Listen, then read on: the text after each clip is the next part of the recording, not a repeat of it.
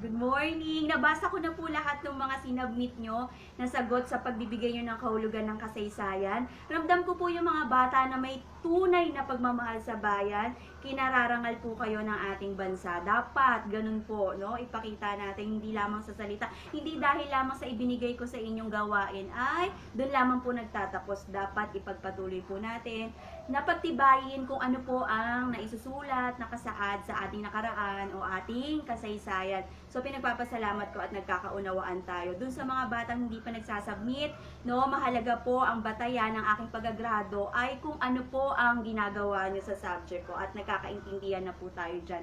Next is, meron po ako sa inyong ipapapanood na video, maganda pong materialis to, karugtong pa rin po dun sa ating pagtalakay, hinggil sa ating kasaysayan at paano mo pinapahalagan ito. Dito makikita na itong lugar na ito ay napanatili nila ang pagmamahal sa ating kasaysayan, sa kultura, at yung lugar kung saan talaga naman naging piping saksi sa ating nakaraan nung pinsinakop tayo ng Kastila. So, abangan nyo po yan. Sisend ko po sa inyong mga pangulo at abangan po ang mekanismo para po sa inyong gawain.